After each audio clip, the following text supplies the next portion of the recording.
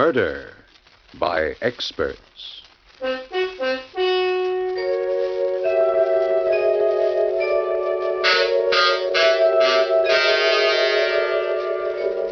The Mutual Broadcasting System presents Murder by Experts, with your host and narrator, Mr. John Dixon Carr, world-famous mystery novelist whose books have been translated into 17 languages and have sold over 10 million copies, and author of the recently published detective novel, Below Suspicion. Good evening. This is John Dixon Carr. Each week at this time, Murder by Experts brings you a story of crime and mystery which has been chosen for your approval by one of the world's leading detective story writers. Tonight, our guest expert is the noted mystery writer, Mr. Hugh Pentecost. From the thousands of thrillers he has read and enjoyed, Mr. Pentecost has chosen a most unusual and gripping drama by Joseph Ruskell. And now we present Miss Anne Shepard and Mr. Larry Haynes in I Dreamt, I Died.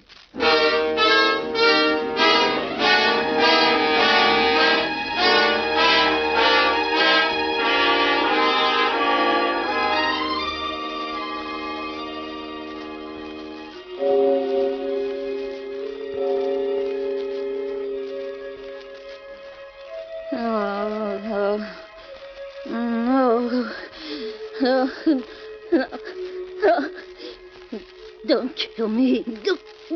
Don't kill me. No, don't kill me. Huh? What? Helen, what's the matter? Hey, now wake up for Pete's sake. No. Hey, Helen. Stop that. No. It's me, Ernie. What? Where am I?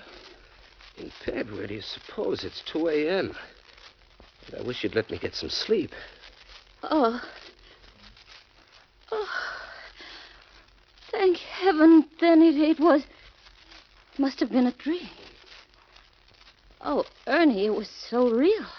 I dreamed someone was leaning over me just now with a pillow. It was horrible, trying to smother me to death. And... Ernie. Yo. It was you. What? Me? Oh, that's a beaut. Where's the light? Oh, my aching back. Why, you poor, foolish little... Come here, Butch. I'll kiss you back to life. No, don't touch me. Keep away. Say, what is this? That pillow, there in your hand. Oh, for crying out loud. Can't I even straighten it out? Oh, I'm sorry, dear. Gee, don't mind me, but that horrible nightmare, it seemed so real. Oh, darling, wasn't that crazy? You, the sweetest, gentlest husband in the world. Oh, Ernie, please don't look so hurt. Now I can't even look hurt. I just murdered my wife in her sleep, didn't I? No, you were just about to. I mean... Oh, now, everything's happening tonight. Hello? What? Who? Wrong number. What's more, this is a heck of a time to be ringing. The nerve. What a night. I thought maybe that was the police you phoned in your dream. Now, will you go to sleep now? Ernie Kraft, I'm sure I didn't mean to insinuate anything. I was just telling you my dream. You asked, didn't you? Oh, you're a character. You know, I think I'll put you in that book I never wrote. Now what? That was in my dream, too. Huh? That book you never wrote. Well, you've nagged me about it so much, no wonder. And that look when you bent over me with a pillow, like a madman. In your dream, sweet, a technicality. Lights out. No, wait. Ernie, what on earth do you suppose made me have a nightmare? Well, that's easy, dear. You would insist on eating hamburgers after the show tonight. Yes, I did, didn't I? Mm-hmm. When we got out of the movies. Hamburgers, of course. Ernie, they were part of my dream, too. Oh. Hamburger. Ernie, stop punching that pillow, please. All right. Okay.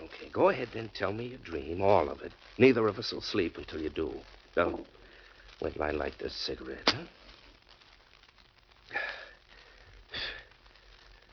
All right, let's have it. The gruesome details.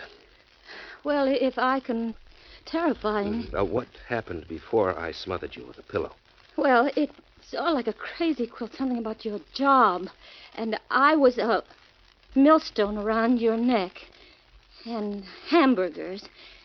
And you hated me. And September 13th. September 13th? Yeah. I can't imagine what it meant. Well, look. Start at the start, huh? Why did I decide to murder you? Because of that other woman, your secret love. What? Yeah, you promised her you'd kill me tonight when I was asleep. My secret love? Yeah. She had you in her spell. Well, honey, that's kind of bad casting, isn't it? I'm the dishes and dustpan type, remember? In the 5 years we've been married, have I ever looked at another woman? I know. It was a crazy dream, I told you. Yeah, all right. Who was my secret love? Did she have a face? Oh, this is the silliest part of it, Ernie. It's absolutely ridiculous. It was that girl, Betty Daniels. Betty Daniels. Who's she?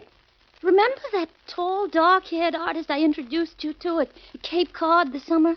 Cape Cod? Yeah, the exhibition. No. Oh, wait a minute.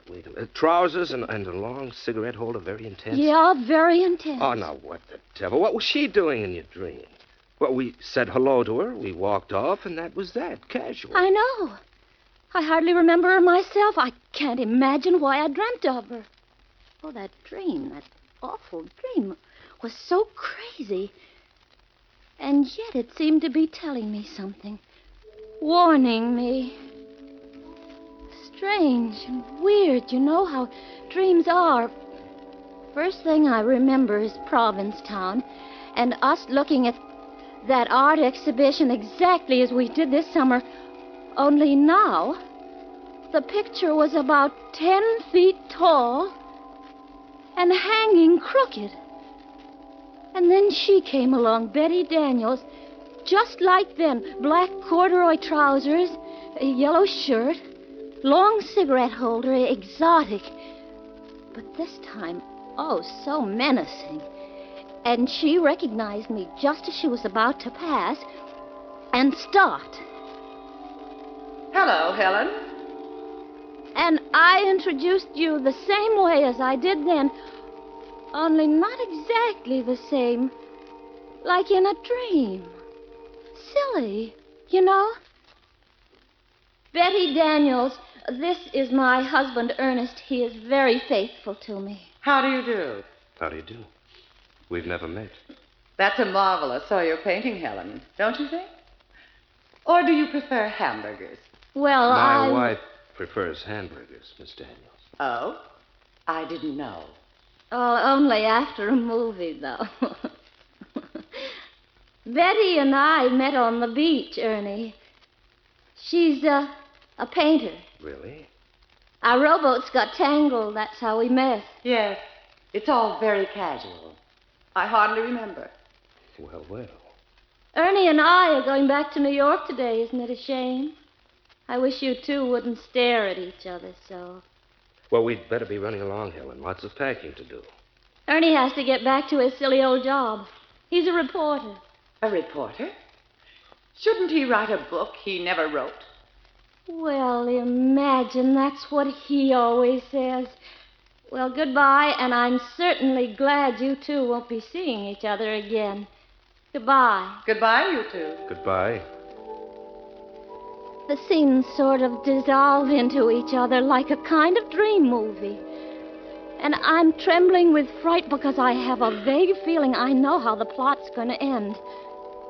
The next thing I remember, Ernie, I'm in a penthouse apartment on Park Avenue. Everything's zigzag, even the butler. And I'm the maid, Marie, there. And what I'm doing is turning pages for Betty Daniels while she plays the piano for you, Ernie. Isn't it crazy? Neither of you hardly notice me at all, and I keep trying to open my mouth, but it's stuck, and I'm absolutely frozen at what I overhear. Darling, Yes, Butch. love our love nest. Mm-hmm. Out of this world. Ah, this is heaven.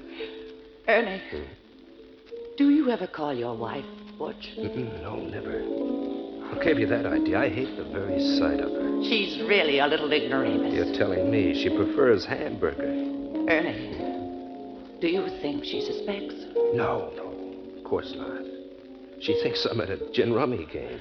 Darling, you're blind. She knows. She knows. How'd she find out? You may go, Marie. Marie, do you hear me? Why don't you go? Answer me. Have you lost your tongue? Oh, well, there's murder in the air. How'd she find out, Betty? Tell me.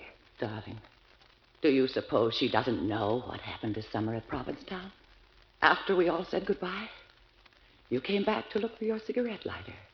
She knew you hadn't lost your lighter. That you'd come back to ask me for my New York phone number. She knew? Of course. Intuition. And she knows we've been having a secret affair ever since. Oh, Ernie, I can't go on like this. I'm tired of just being a gin rummy excuse. If you love me, you'll do what you promised. Yes, but I pity her so. Don't be a fool. Has she ever encouraged your genius? Isn't it her fault you never wrote that book you never wrote? Yes, that's true. She wouldn't let me give up my job. She's a millstone around my neck. Then get rid of her, Ernie. Get rid of her, and I'll bring your genius to the world. I've plenty of money. You can give up reporting, write that book, fulfill your destiny. Fulfill my destiny. Betty, you'll help me. Yes, but only if you forget September 13th. You'll forget all about it, September 13th. It won't mean a thing to you from now on. Not a thing, I promise. And you'll do away with her, the way I told you. Yes. As you told me. The pillow? The pillow. Shh. Don't let her hear. Just look at her there, standing at the piano. You've been spying on us, Marie, haven't you? Answer. Have you lost your tongue? Oh, don't try to fool us. We know you're not the maid. You're Ernie's wife. So we'll have to kill you now. Unless she gives me a divorce. Will you give him a divorce? Answer, or we'll finish you right now. Very well. Here's the pillow, Ernie. Right now. I'll hold her arms. Now, answer, Helen. Don't make me do it. I pity you, but I hate you. Oh, let her cry. Look at her. Stricken dumb. Her mouth's moving, but she's not saying anything. What are you trying to say? Helen, please don't make me do it. Will you give me a divorce? Now, tell me. Tell me or... Wait. Ernie, stop. Oh, what fools we are. Do we want her body found here? We'll hang for it. She's got to die. She's got to. No, not here. Not like this. Oh, there must be another way. Later tonight, Ernie. After a movie. Hamburgers. She'll get hungry for hamburgers. She's bound to. The waiter will ask her how she wants them. And that will give you the clue. And then, when she's asleep... and they'll find her in her bed. The perfect crime. Don't you see, Ernie? Hamburgers.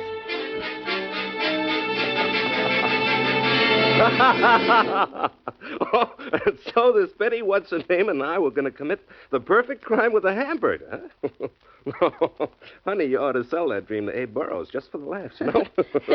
I know it sounds silly, but it didn't in a dream. It was terrifying and so real, but so real. And then... Yeah. You dragged me out into the street and then into a movie and then out again. I looked at you and you were crying. Because you had made up your mind to finish me off when we got home. Holy smokes. You know, that dream of yours sounds like something out of Alice in Wonderland. But as we went down the street, you kept crying out, "You should have let me write that book, Helen. You should have let me." No kidding. Yeah, and I kept crying, "I love you, Ernie. Don't kill me. Please don't kill me." And then what happened? Then you pulled me along through the streets again. I was terrified. I shrieked as loud as I could. "He's going to murder me. He's going to murder me." But no sound came. I saw a policeman and I tried to run to him, but my feet seemed paralyzed. But finally I caught up with him and I cried to him, "Officer! Officer! Yes, what is it, lady? Please save me. My husband here wants to kill me." Well, now, wants to kill you, huh? Why, that's a crime. A felony. Oh, why are you joking? Don't joke about it. Do something, please. I'm frightened to death. Don't pay any attention to her, officer. She's dreaming. No, I am not. Don't believe him. He wants to wait till I go to sleep tonight. And then, as soon as I fall asleep... Oh, come now, lady. He wouldn't do it to you in your sleep. You're cute. Not in her sleep, now would you, mister? Of course not, officer. Not in her sleep. As a matter of fact, we're stopping off first for a hamburger. She's hungry. No, I'm not. I am, but I don't dare. I'm starving, but I don't dare. He's just waiting for me to order one to see what I say. And then he'll take me home and kill me. Oh, lady, stop. You're breaking my heart. Come along, dear. No, officer, please protect me. Don't let him take me. Come along, I say, darling.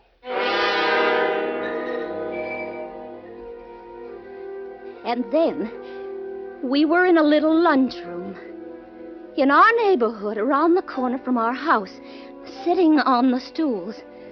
The counterman came over to us. He winked at you, Ernie, and you winked back at him, and then he said, "Evening, folks.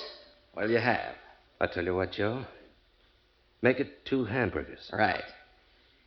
Rare, medium, or well? Medium, Joe. Make mine medium. Right. And, the little lady? How will you have yours, Helen? Answer. How do you like yours? Make hers medium, too, Joe. 2 hamburgers, medium. What'll you have on them, folks? Relish or onions? Relish. Make mine with relish, Joe. Right. And the little lady? The man's talking to you, Helen. How will you have yours? Answer him, I say. Go on, answer him. This is it. This is the payoff. How will you have yours? I won't tell him. If I do, you'll know. You'll know how to do it, so I won't tell him. I won't. The next thing I dreamt, we're home again, sitting in the parlor. Everything exactly the same, Ernie, just like tonight before we went to bed. But in my dream, I was sitting paralyzed, in a cold sweat, waiting for the word from you that meant my death. Oh. Well, Butch, I guess we'd better hit the hay, huh? What do you say? What do you say, darling? No, wait. Ernie, I did tell that counterman how I wanted my hamburgers served, didn't I? Of course, dear. What did I say? I can't seem to remember. I forget, too. Don't read anything into it, dear. Now, come along to bed, huh? I don't want to go to bed yet. Please don't make me go to bed. I'm scared. Helen! Come to bed, darling. Like a good little girl, huh?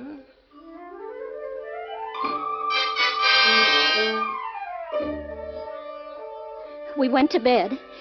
Then you said... And now lights out, huh? That's it.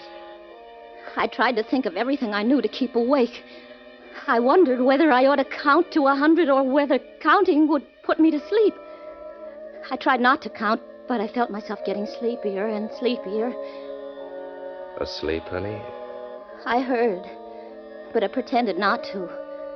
I fought to keep my eyes open. I knew I would die if I closed them. Asleep, Butch? I didn't answer. I couldn't if I wanted to. I was so scared.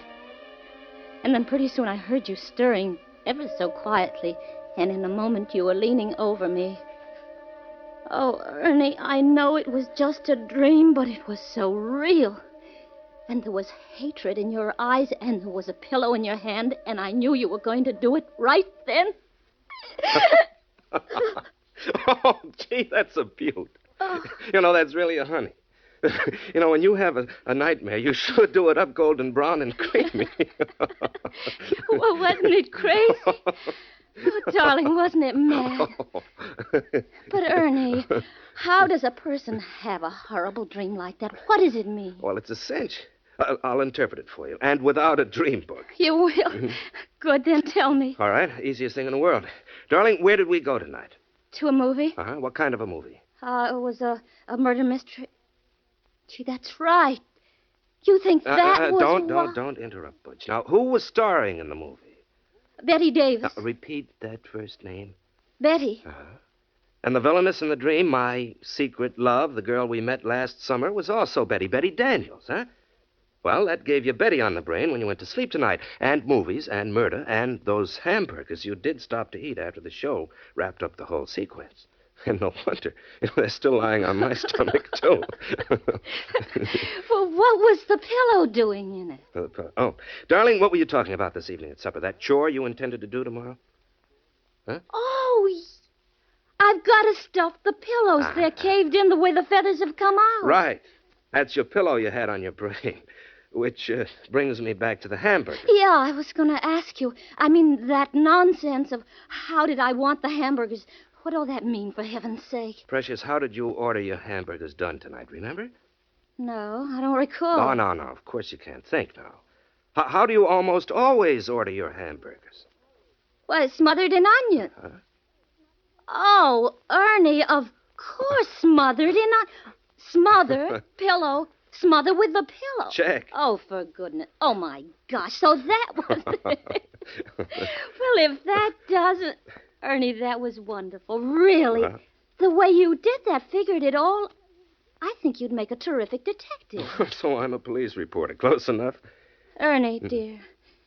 It made me think, though, about maybe I have been a little selfish. So, what do you mean? Well, that book you always wanted to write. Maybe I ought to let you give up your job and try. Oh, no, nuts.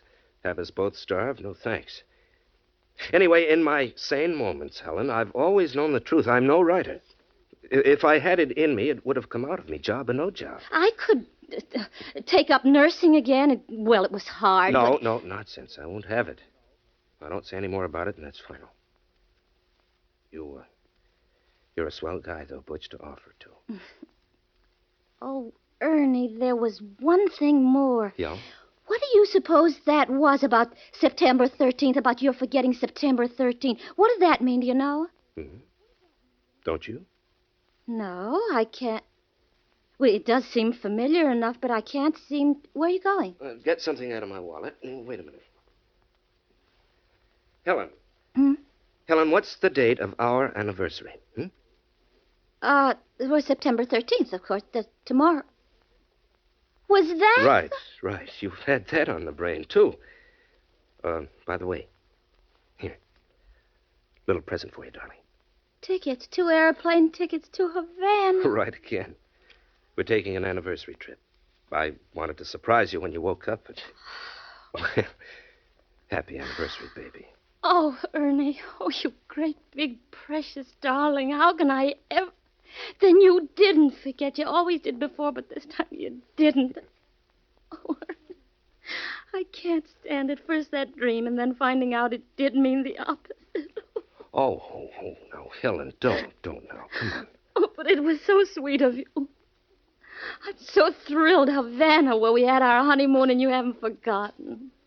Oh, Ernie, I do hope I've been a good wife to you. And if there's anything if you want me to, I can always change. Darling, I wouldn't want you any different for the world. I want you to stay just the same sweet little girl I married. And now let's get some shut-eye, huh? Lights out? All right. I'm going to put the tickets right here under the pillow. There.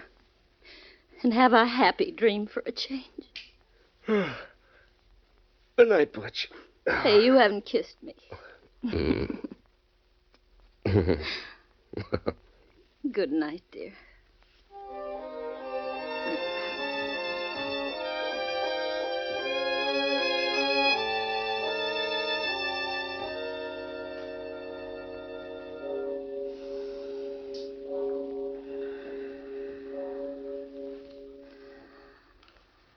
Asleep, darling? Darling, are you asleep? Hello? This is Betty, Ernie. Oh, it's you. Well, is it done? Are we free? No, not yet. You shouldn't have phoned before. She was awake. Did you get the plane tickets? Yes. It has to be tonight. You promised. Yes, I know. What's the matter? I think she suspects. Suspects? Yes, it's incredible, but she had a dream, just the way everything's happened. A dream? What are you talking about? I'm trying to explain. She was telling me of the dream she had. Everything in it was just the way it happened. And she dreamed what was coming. Ernie, is she asleep now? Yes. Then what are you waiting for? With a pillow? The pillow. I'll do it now, right now, as soon as I hang up, Betty.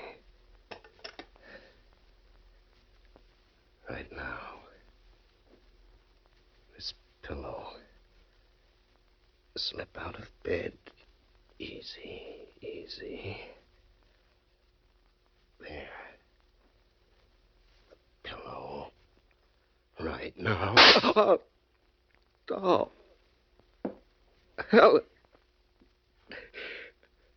Helen, you had it. You had a gun. There was one part of my dream I left out, Ernie.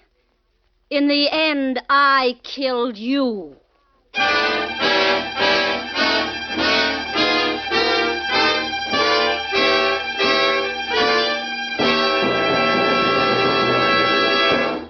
And so the curtain falls on I Dreamt, I Died, which was chosen by guest expert Hugh Pentecost, whose latest novel is Where the Snow Was Red.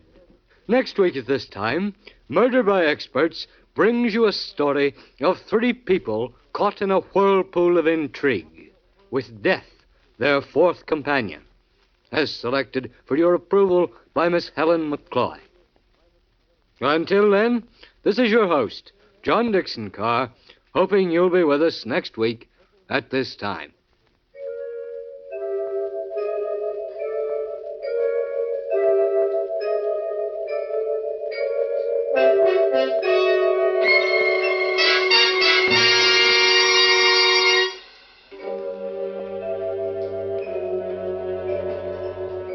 I Dreamt, I Died was written by Joseph Ruskell.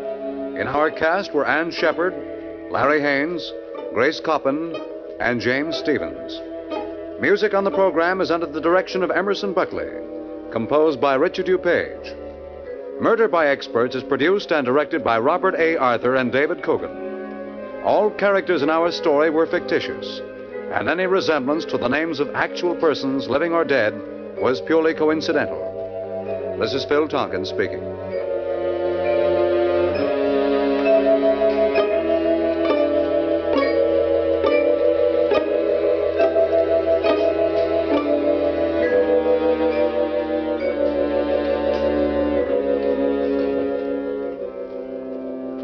This is the world's largest network, the Mutual Broadcasting System.